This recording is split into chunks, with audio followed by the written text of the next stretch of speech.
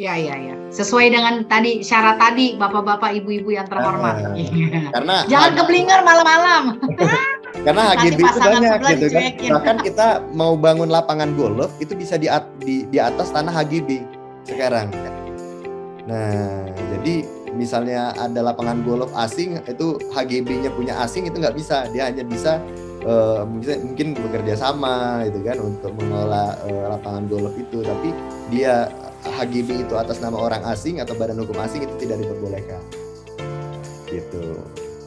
Jadi asas pemisahan horizontal itu hanya untuk hunian gitu kan, hunian dalam hari ini apartemen atau rumah susun gitu kan, karena kan dia hak ruang yang dia berikan itu khusus untuk dia tinggal, bukan untuk dia melakukan kegiatan usaha di Indonesia. Itu dulu, kalau sekarang kan enggak kan. Nah, Ya, kalau sekarang kan udah dia bisa memiliki si HGB itu kan. Ya, tapi khusus untuk apartemen atau rumah susun. Iya, dengan syarat yang tadi dibilang Betul. mewah, ekonomi khusus. Ya kan tadi kan ada ekonomi khusus, ya, mewah, dengan syarat luas, luas apa harga tadi ya. Oke. Nah, jadi catatannya poin pentingnya bukan semua HGB itu bisa orang asing, tapi hanya rumah susun yang dibangun di atas HGB yang bisa untuk orang asing. Jadi seperti itu. Gitu. Kira-kira ada pertanyaan lagi atau kita lanjut? Ada pertanyaan. Ada pertanyaan. Oke, guys ya bentar. Oke, Bapak Kurniawan Fatahullah, namanya bagus banget, muslimah banget nih kayaknya Pak Kurniawan ya. Oke, izin tanya, apakah WNA juga dapat mengelola hak atas tanah adat atau ulayat? Sementara tanah ulayat tidak tercatat atau terdaftar di BPN. Wah, berat sekali pertanyaan ini. Nggak bisa, jawabannya nggak bisa. Jawabannya nggak bisa, karena yang tadi kan, makanya saya udah bicara di dasar filosofisnya. Nah, itu seluruh tanah itu untuk dikuasai negara untuk kemakmuran rakyat. Jadi kita nggak bisa kasih ke WNA, kecuali misalnya biasanya nih untuk dalam hal ini misalnya WNA itu mau melakukan kegiatan usaha di Indonesia. Nah, itu memang tanahnya itu punya orang Indonesia gitu kan. Nah, dia mungkin melakukan sewa atau kerjasama gitu kan. Nah, tapi nggak boleh tanah itu langsung di hak pengelolaan atau apalagi dia punya HGB atau hak pakai gitu kan. Di atas tanah itu dia nggak bisa gitu. Gitu. Oke, ya kita lanjut dulu Bapak Ibu, silakan Bapak Lawyer. Oke, ini nggak banyak lagi kok nih. Kepemilikan properti oleh WNA dapat menggunakan fasilitas KPR atau KPA. Nah, ini yang saya katakan tadi nih. Hak milik atas satuan rumah susun dapat dijaminkan dengan dibebani hak tanggungan sesuai dengan ketentuan perundang-undangan yang berlaku. Nah, di sini sebenarnya ada nih salah satunya Peraturan Bank Indonesia Nomor 18 Tahun 2016. Nah, di sini bank dilarang melakukan transaksi tertentu dengan pihak asing yang meliputi pemberian kredit atau pembiayaan dalam rupiah dan atau valuta asing, kecuali kredit atau pembiayaan konsumsi yang digunakan di dalam negeri, gitu kan. Nah, jadi ada nih pembiayaan konsumsi yang digunakan dalam negeri. Nah, jadi orang asing yang akan melakukan pembelian baik itu apartemen, nah itu dianggap sebagai konsumsi yang digunakan, pembiayaan konsumsi yang digunakan di dalam negeri, gitu kan. Nah, jadi sebenarnya bank bisa melakukan pembiayaan, gitu kan, terhadap pembelian properti untuk orang asing. Nah, tapi catatan yang tadi sempat saya katakan, mungkin nanti bisa discuss juga nih sama dari Bapak CIMB, perwakilan dari CIMB. Nah, dari Mandiri itu ya ada cabang cabang saya gitu kan kebetulan. Nah, itu tidak bisa melakukan pembiayaan untuk di atas tanah yang hak pakai, gitu kan. Nah, tapi sebenarnya di dalam aturan perundang-undangan, nah secara legal itu sah, gitu kan, untuk hak pakai itu menjadi dibebankan hak tanggungan. Nah itu secara aturan hukum itu sah gitu kan. Nah tapi ya yang atur pertimbangan subjektivitas gitu kan. Nah saya ada beberapa referensi sempat saya baca juga, hanya beberapa bank yang berani gitu kan melakukan pembiayaan di atas hak pakai ya kan. Nah jadi itu pertimbangannya. Tapi sebenarnya ya ada beberapa trik gitu kan yang biasa kita lakukan. Nah itu biasanya kalau dia sudah menikah dengan WNI, nah itu akan lebih mudah gitu kan. Nah seperti halnya yang seperti halnya kasusnya Burus yang tadi sempat diceritakan gitu kan. Nah sebenarnya dia mau beli rumah di atas hak milik, dia mau beli hak guna bangunan gitu kan, itu sah-sah aja gitu kan, nggak pernah melanggar. Nah tapi ada triknya. Nah biasanya trik yang kita lakukan itu adalah membuat perjanjian pemisahan harta yang dilakukan setelah menikah. Nah dan di situ dijelaskan secara tegas bahwa rumah yang akan dia beli itu adalah objek dari pemisahan harta, ya kan? Nah itu kita daftarkan. Kalau dia beragama Islam kita daftarkan di KUA, gitu kan. Kalau misalnya dia beragama Kristen kita daftarkan ke dinas ke departemen agama. Nah dinas kependudukan, Nah itu nantinya apapun dia mau beli hak milik, dia mau buat HGB atau apapun itu sah jadinya, karena dianggap itu menjadi harta kekayaan dia, nggak ada kaitannya dengan pernikahan yang dia lakukan dengan orang asing. Nah itu biasanya trik-trik itu yang bisa kita lakukan.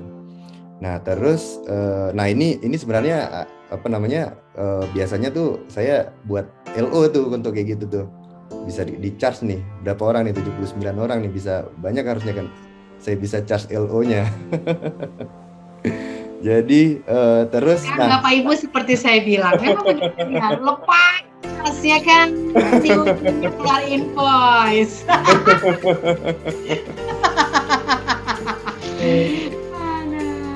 Itu jadi tadi catatan juga nih kalau untuk WNA, nah itu hanya dengan dasar ini dia hanya bisa fasilitasnya KPR atau KPA. Nah ada beberapa pihak kan untuk melakukan pembiayaan dia pakai KMG, kredit multiguna, karena kan biasanya supaya dananya itu bisa dipakai yang lain-lain gitu kan. Nah tapi kalau untuk WNA gitu kan, mengingat adanya peraturan Bank Indonesia ini, itu hanya bisa dikeluarkan KPR atau KPA. Nah selanjutnya ini kepemilikan properti oleh WNA dapat diwariskan kepada ahli waris. Wah ini sebenarnya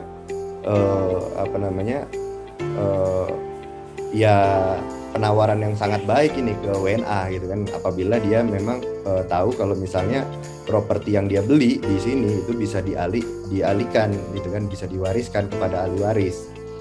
Ahli warisnya baik itu ahli warisnya dia udah menikah di Indonesia, orang Indonesia, atau dia tidak menikah sama sekali dengan orang Indonesia. Nah tapi ketika dia tidak menikah dengan orang Indonesia, nah dia mempunyai syarat bahwa ahli warisnya itu harus memenuhi syarat-syarat keimigrasian.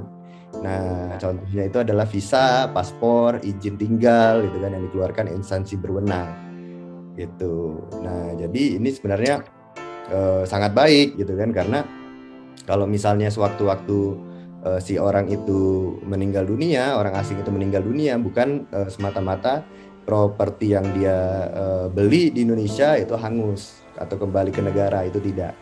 Nah itu menjadi objek yang dapat dia wariskan. Nah pertanyaannya, ketika dia tidak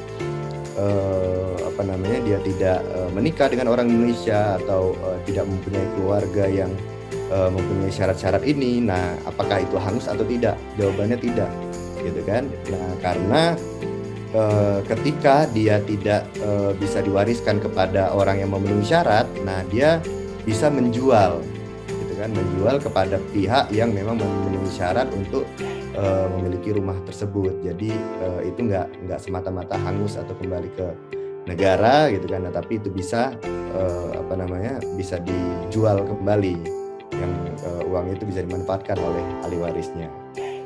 Jadi seperti itu. Nah, Ya. ini Oke. Ada yang bertanya lagi? Tadi tambahan biar nggak kepotong. siap, boleh. Dari Bapak Kurniawan, izin tambahan.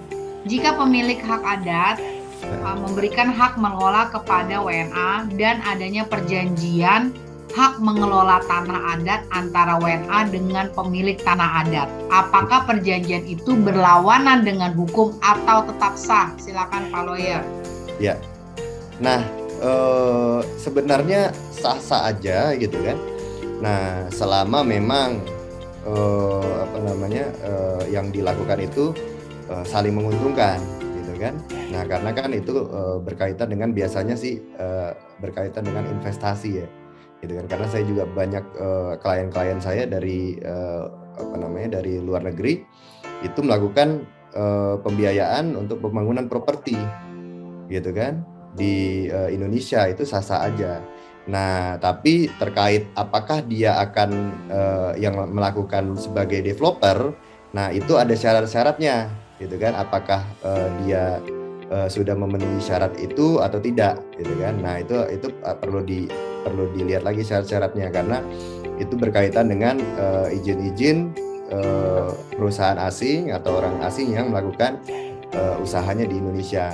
Nah, itu berkaitan dengan perizinan dari Kementerian Investasi gitu kan. Nah, kalau itu Dr. Rus itu paham semua tuh, orang-orang di Kementerian Investasi itu sahabat-sahabatnya Bu Ros semua. Jadi itu bisa dihubungi Bu Ros lah kalau misalnya ada. Sialan loh, jangan cari kerjaan buat gue. Belum tentu ada cuannya, aku dikasih kerjaan ada cuan di depan.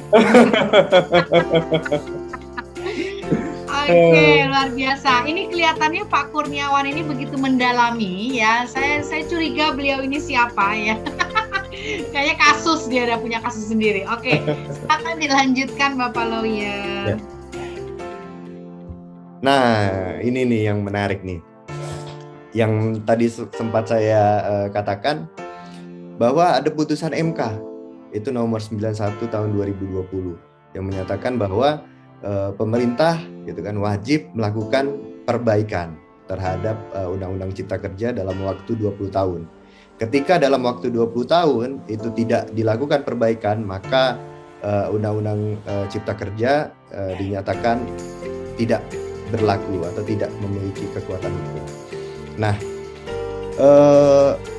pertanyaannya nih gitu kan. Nah, saya yang tanya nih ya kan jadinya gimana kalau misalnya customer nih udah dapat buyer beli gitu kan, nah tiba-tiba rupanya omnibus law dibatalin gitu kan. Nah, jawabannya kayak gini, ini harusnya menjadi chance gitu kan, menjadi peluang buat kita, karena di dalam undang-undang omnibus law ini gitu kan banyak kemudahan gitu kan. Misalnya tadi jangka waktu gitu kan. Nah, jangka waktu itu lebih diperpanjang ya kan. Nah, terus terkait dengan harga. Nah, harga itu kalau dibandingkan dengan PP 2016, nah itu harga batasan untuk WNA itu jauh lebih murah. Harga penetapan harga batas minimumnya itu jauh lebih murah kalau misalnya dibandingkan dengan PP 2016 itu kalau nggak salah di DKI Jakarta itu di angka 10 miliar. Kan? Nah, sedangkan ini di angka 2,7 miliar, ya kan?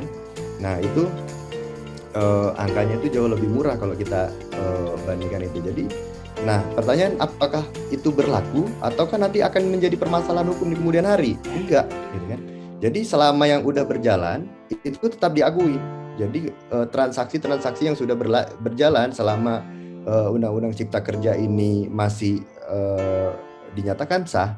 Nah, itu akan tetap berjalan. Jadi misalnya lah sewaktu-waktu Undang-Undang Cipta Kerja ini tidak dinyatakan berlaku gitu kan, atau pemerintah gagal untuk melakukan perbaikan selama 2 tahun.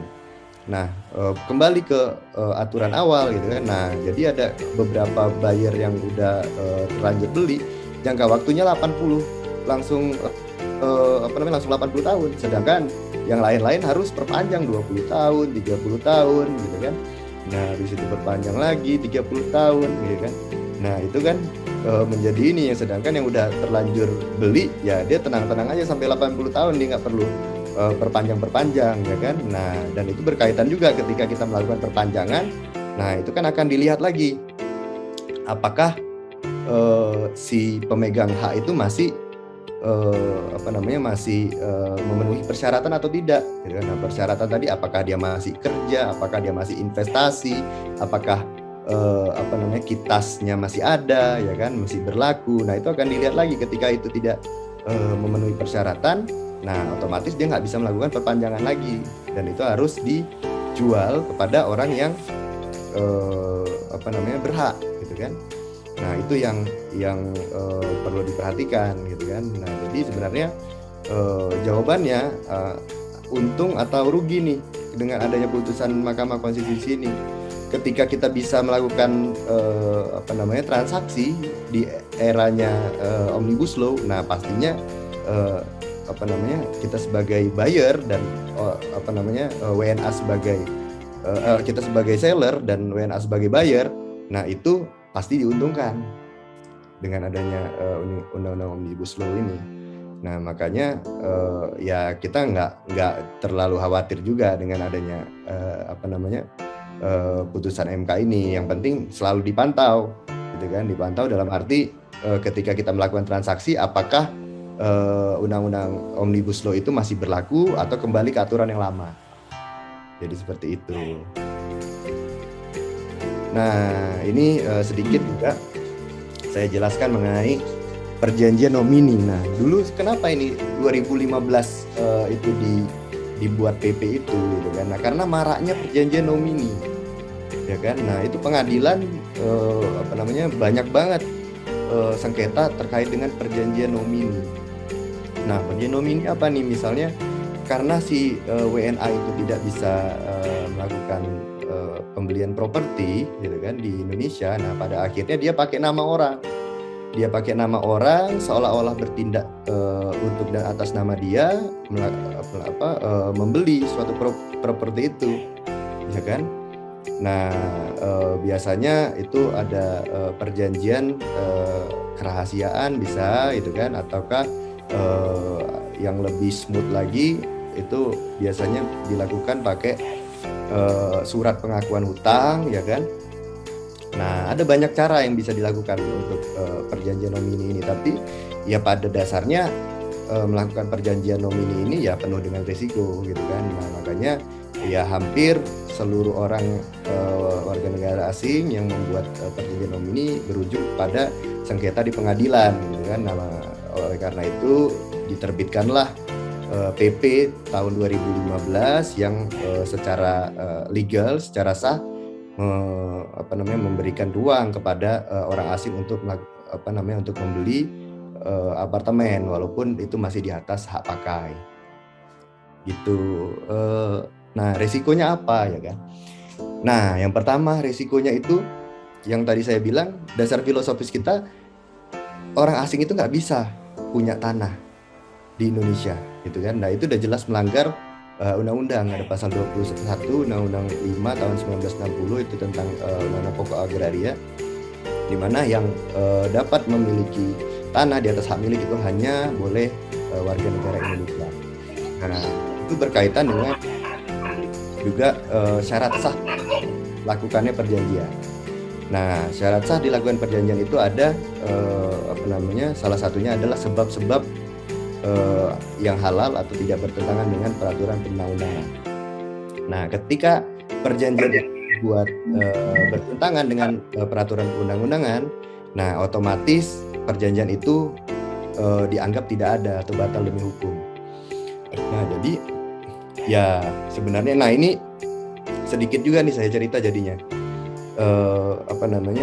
maraknya mafia tanah gitu kan yang sekarang terjadi, salah satunya ini gitu kan, banyaknya buyer-buyer yang yang punya dana lebih. Nah, itu dia mencoba nih nyari-nyari orang yang dinominikan dulu gitu kan.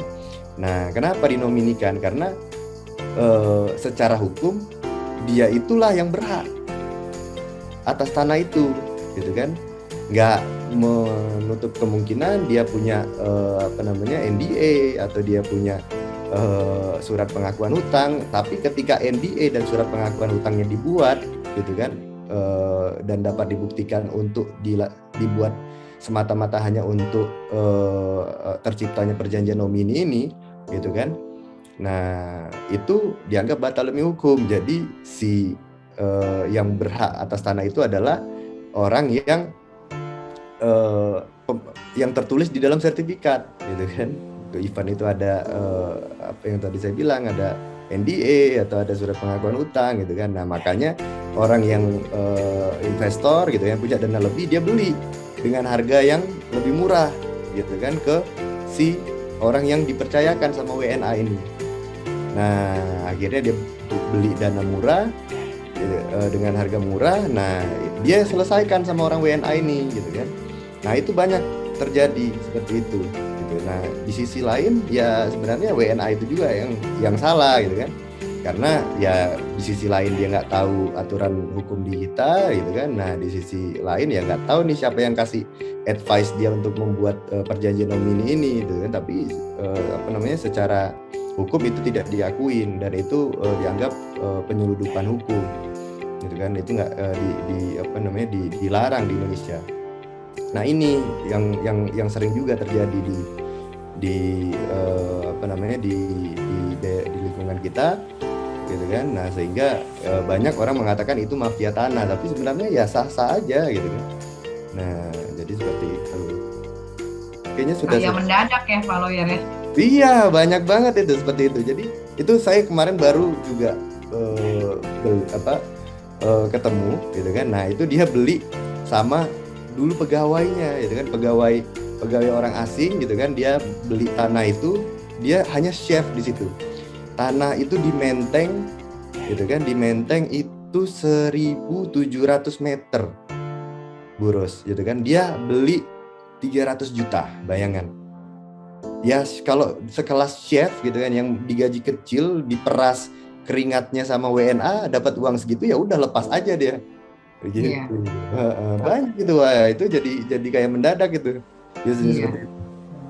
Nah, ini yang tadi saya bilang nih, ada pemisahan asas horizontal. Kenapa di Undang-Undang Cipta Kerja tiba-tiba HGB di atas rumah susun itu bisa dimiliki oleh orang asing, gitu kan.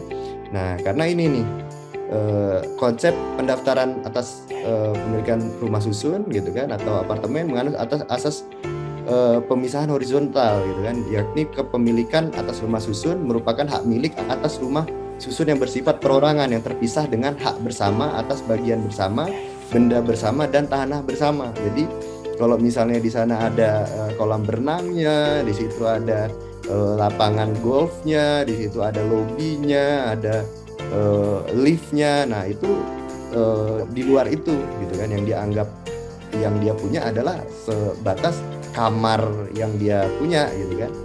Nah, berapa kamar, gitu kan, berapa luasnya, gitu kan. Nah, itu yang dianggap menjadi kepemilikan dia. Oleh karena itu HGB di Undang-Undang Cipta Kerja ini diakui untuk dimiliki oleh orang asing. Gitu. Nah, ini lanjutannya aja tadi, ini ada di pasal 143 Undang-Undang Cipta Kerja. Gitu kan, hak milik atas satuan rumah susun merupakan hak kepemilikan atas rumah susun yang bersifat perorangan yang terpisah dengan hak bersama atas bagian bersama, benda bersama, dan tanah bersama, gitu kan. Nah, jadi inilah dasarnya kenapa tiba-tiba HGB di Undang-Undang Cipta Kerja ini kok tiba-tiba boleh dimiliki oleh orang asing. Apa nggak melanggar dasar filosofis konstitusi kita, gitu kan. Nah, jawabannya enggak, karena di sini dipisahkan antara tanahnya dengan ruang yang dia miliki di apartemen atau rumah susun. Itu aja, Dok. Kita buka tanya jawab, Dok. Iya. Wah, luar biasa ya. Malam ini berapa SKS Bapak Ibu? Ayo silakan yang ingin bertanya, jangan diam, jangan ragu, dan jangan bimbang. Kok jadi pada diem ini? Terpesona sama lawyernya yang cute pisan atau bingung dengan bahannya? Nggak apa, makanya kita tanya jawab, kita diskusi supaya mungkin cara penyampaian saya agak lebih membingungkan gitu kan. Nah, karena memang ya memang seperti itu ya, undang-undang cipta kerja ini memang membingungkan gitu. Omnibus Law ini memang membingungkan, jujur aja. Dan apa namanya, kenapa ini dianggap tidak berlaku lagi gitu kan, atau perlu diperbaikan. Nah, karena format undang-undangnya itu baru kali inilah di Indonesia mempunyai format undang-undang seperti itu gitu kan. Jadi ada puluhan undang-undang digabungin satu, dan itu dicampur adukkan, ada ketenaga kerjaan, ada kemudahan berinvestasi, ada kehutanan, ada properti gitu kan. Nah, itu digabungkan menjadi satu. Nah, sehingga ya itu ada tumpang tindih jadinya gitu kan, membingungkan, tumpang tindih, sehingga itulah yang diminta dari Mahkamah Konstitusi untuk diperbaikan gitu. Jadi wajar sih kalau bingung gitu kan, karena saya aja untuk mempelajari undang-undang cipta kerja itu cukup waktu yang lama gitu kan. Makanya saya agak bingung dulu pas demo-demo tuh ada anak SMA ikut demo. Wah, kayaknya apa saya yang agak lama belajar atau dia yang pintar banget gitu kan. Saya bingung juga jadinya. Aduh, begitu ceritanya. Aduh, oke. Ini ada yang nanya, mohon tanya. Kepemilikan tanah atau bangunan yang masih berlangsung berdasarkan perjanjian nomini. Nomini apa nomini sih bacanya? Nomini gitu. Nah. Nomini, oke. Mohon tanya, kepemilikan tanah atau bangunan yang masih berlangsung berdasarkan perjanjian nomini, bagaimana penyelesaian yang terbaik? Tergantung duit, Pak. Oh, salah. Nah, sebenarnya macam-macam ya. Nomini itu ada macam-macam, terjadinya alasannya banyak. Nah, itu diantaranya mungkin dia WNA bisa jadi, atau kayak Buros ini kan uangnya berlebih, dia punya tanah udah di atas maksimal kepemilikan tanah yang diatur oleh undang-undang gitu kan. Makanya kan kalau ditanya, wah tanah Buros ini udah atas nama siapa-siapa, yang penting kalau kita minta di Sentul ada, di Jakarta ada gitu kan, di Medan ada gitu. Ya Allah, ini nyindir gue kayaknya ini. Makanya sampai atas nama siapa-siapa semua kan. Nah, itu biasanya ketika dia punya batas kepemilikan tanah yang berlebih, nah dia nominikan ke orang lain karena dia nggak bisa punya tanah lagi gitu kan. Nah, atau ada orang yang menghindarin pajak gitu kan, karena nanti ketahuan nih, waduh rupanya Bu Dokter Rose ini uangnya banyak juga ya kan, bisa beli tanah di Menteng 30.000 meter ya kan. Wah, luar biasa kan. Nah, makanya nah itu ada banyak alasannya, tergantung dari alasannya itu apa gitu kan. Nah, itu bisa kita ya paling misalnya kita ambil contoh ya kan. Nah, nah itu sebenarnya ya tergantung subjektivitas lagi ya. Saya pernah juga ya namanya kita lawyer, kita bukan membela yang salah atau yang benar gitu kan, tapi kan kita membela yang bayar. Waduh, luar biasa loh statementnya. Apa kita mesti stop record dulu nih? Oke. Saya pernah jujur saya pernah memenangkan perkara di mana saya mewakilkan klien yang punya kepemilikan tanah yang berlebih gitu kan. Nah, jadi dia melakukan nomini ke pihak lain, sehingga pihak lain itu menjual kepada pihak ketiga tanpa sepengetahuan dari dari pihak yang klien saya ini gitu kan, yang pemilik sebenarnya. Nah, saya kemarin dalilnya itu kita buat hibah pro forma gitu kan. Nah, hibah pro forma itu karena ada masa tunggu gitu kan. Nah, itu tanah adalah hak milik dari anaknya, tapi pada saat itu anaknya belum dewasa, jadi belum bisa mempunyai tanah itu, sehingga dialihkan kepada pihak lain dulu gitu kan, sambil menunggu masa tunggu itu gitu kan. Nah, jadi kita buktikan adanya hibah pro forma itu akhirnya diputus hakim. Nah, itu kita dimenangkan sampai ke kasasi, sampai PK itu kita dimenangkan. Gitu. Jadi ada banyak cara-cara tergantung kondisinya. Dia alasan dia kemarin membuat itu nomini itu seperti apa gitu. Jadi tergantung, nanti kita bisa arahkan dalilnya itu kemana yang menguntungkan kita. Yang menguntungkan kita. Ya Bapak Ibu tuh jangan diteruskan ya, tampaknya agak-agak gimana gitu, jadi kayak hukum rimba jadinya ya. Tapi sebelumnya kita udah tahu banget kalau Property Talk benar-benar disponsorin oleh CIMB Niaga, karena Bang Niaga selalu di hati. Ih, luar biasa deh Bang Niaga. Oke, ini kelihatannya lagi menunggu pertanyaan, karena kalau tidak ada pertanyaan, bebeknya Pak Lawyer sudah kering-kering olala gitu kan. Jadi nanti Pak Lawyer ini single atau enggak ya Pak? Aduh, lagi di ruangan ini single kita. Iya. Jadi Pak Lawyer ini ada di grup Property Talk yang satu, ya kan, yang grup satu. Ini udah ada 3 grup Pak Lawyer. Tapi buat teman-teman, ya buat teman-teman yang ingin bertanya, jangan ragu. DM saya atau langsung ada yang bertanya. Apakah perjanjian nomini hanya berlaku untuk WNA versus WNI?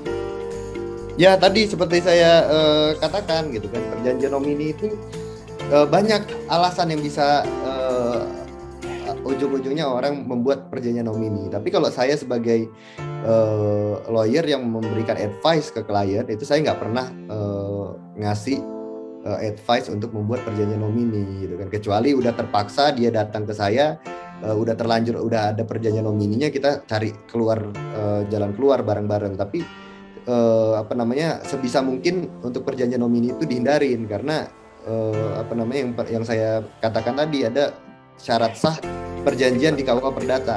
Jadi sebab-sebab yang halal atau tidak bertentangan dengan undang-undang. Nah, ketika orang membuat perjanjian nomini, pada dasarnya dia ingin melakukan trik-trik di mana sebenarnya dia itu tidak bisa mempunyai kepemilikan hak atas tanah itu, gitu kan? Karena kalau misalnya dia punya kepemilikan hak atas tanah itu, ya pasti dia atas nama dia sendiri, nggak atas nama orang lain, gitu ya. Nah, jadi untuk di forum ini saya nggak mau mengajarkan perjanjian nomini, gitu kan, karena itu ya nggak baik buat kita, gitu kan. Jadi ya itu hanya sebagai Japri aja ya, Japri. Japri, tapi hati-hati loh. Pas di end of the line-nya, invoice-nya keluar, ngeri loh.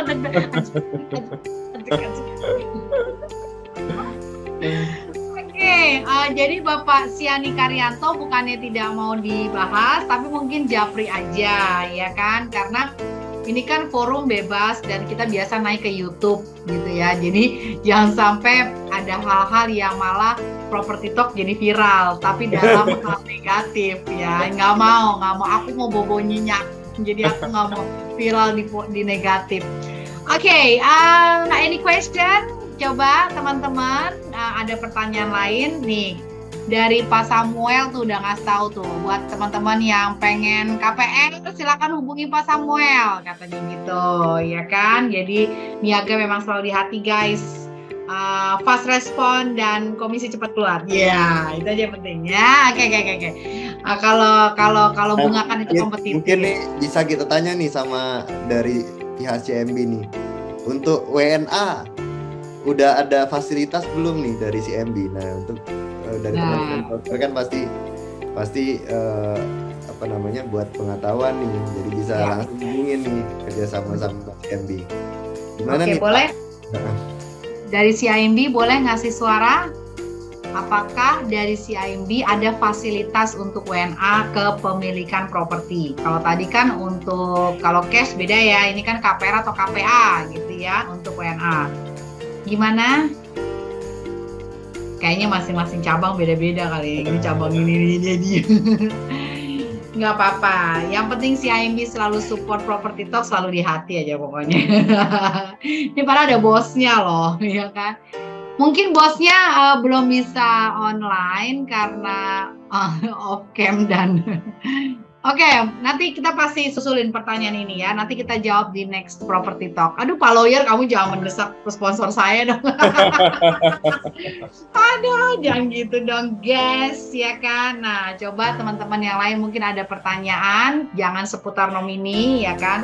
Ini luar biasa. Jadi sekarang kalau mau transaksi sekitar 2,3 M tadi udah oke di wilayah Jakarta dengan syarat-syarat tertentu. Ya kan, terus boleh langsung memiliki HGB tanpa turun ke hak pakai, ya kan, dan dia komersil. Nah itu aja aku inget-inget tuh, ya kan. Saya mau beli nih, halo Rose, I wanna buy. Oke, aku cari dia komersil ya sir, gitu, ya kan. Itu aja dulu, minimal bisa jawab. Jadi jangan, nah janganlah, kita broker keren lah pokoknya ya, ilmunya banyak. Gimana teman-teman? Adakah yang ingin bertanya atau kita mau foto-foto? Kami sekalian lagi ganteng malam ini, kita foto-foto. Hey guys, kita foto-foto yang semuanya oke. Yuk. Aku pengen banget melihat teman-teman yang cantik-cantik dan ganteng-ganteng pada malam hari ini.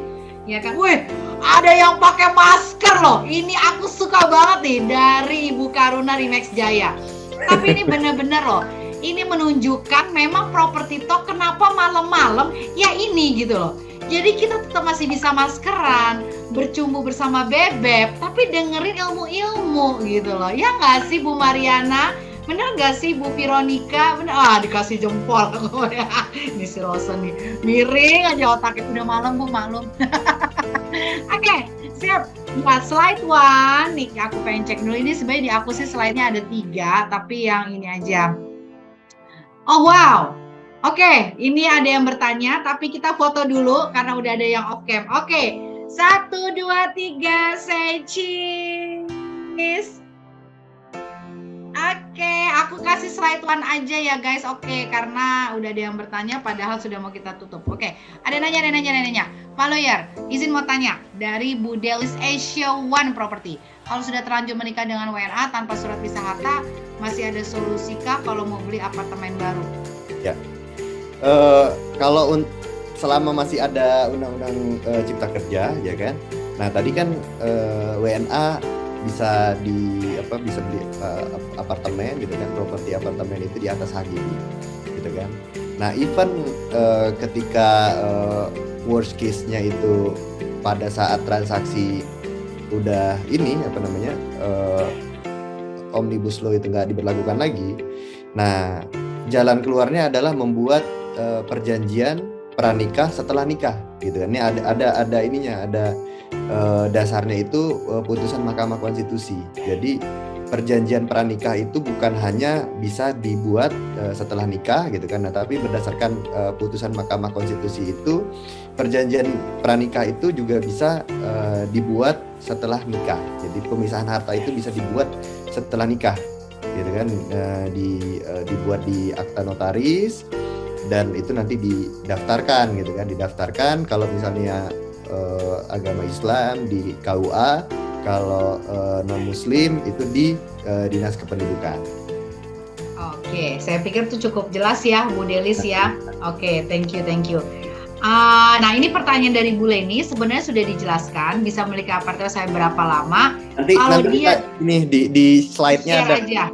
Ya, di share karena di dalamnya ada. Tapi kalau misalnya dia HGB, ini saya jawab aja ya, HGB bisa sampai 50 tahun langsung di depan. Begitu ya Pak ya? Ya, betul. Dapat apa dari Bapak Lawyer? Ya centil. Oke deh. Oke, siap Pak Lawyer dan Bu Ros. Thank you penjelasannya sami-sami. Ya guys. Mungkin ada closing statement dari Bapak Lawyerku yang ganteng. Silakan Pak Arimansyah. Ya, closing statement saya ya paling untuk WNA ya jangan khawatir apakah nanti kita pada saat transaksi masih berlaku atau tidak Undang-Undang Cipta Kerja. Yang paling pastinya itu tidak mempengaruhi, kita tetap bisa melakukan transaksi dengan WNA, gitu kan, even itu pada berdasarkan Undang-Undang Cipta Kerja atau tidak. Nah hanya saja prosesnya agak berbeda, gitu kan. Nah tapi terkait dengan proses itu kan nanti teknis di PPAT, ya kan. Nah biar PPAT yang melakukan teknis itu, gitu. Yang pasti jangan khawatir, kita tetap bisa kok, apapun aturannya itu yang akan dilakukan ke depan, kita tetap bisa melakukan penjualan properti ke WNA gitu kan, dan dasar-dasarnya juga nggak jauh berbeda sebenarnya dari yang saya jelaskan tadi. Nanti saya share PPT yang saya presentasikan tadi gitu kan. Nah, jadi bisa dibaca-baca sendiri, mungkin tadi sambil saya presentasikan masih banyak bingung. Nah, tapi nanti bisa dibaca-baca sendiri. Di situ juga ada nomor saya, gitu kan. Kalau ada yang kurang paham, kurang ngerti, nah nanti bisa call saya juga, gitu. Oke, wih di call tapi kamu nggak boleh berkali hati ya. Oke, terima kasih ya guys, thank you banget, ya kan, thank you banget Bapak lawyerku, sukses selalu. Menang semua pengadilan, maksudnya memenangkan kasus tiap pengadilan, ya kan. Jangan lupa kalau ganti-ganti Mercy yang bekas dikasih ke saya, ya. Thank you juga buat semua yang sudah hadir. Saya mohon maaf bila ada salah-salah, tidak ada bermaksud menyakiti, tidak ada bermaksud membuat baper. Yang penting kita happy, karena Property Talk, grow with happiness and achieve your goal. Oke, thank you. Wabillahi taufiq wal hidayah. Wassalamualaikum warahmatullahi wabarakatuh. Salam sejahtera buat kita semua. Bye.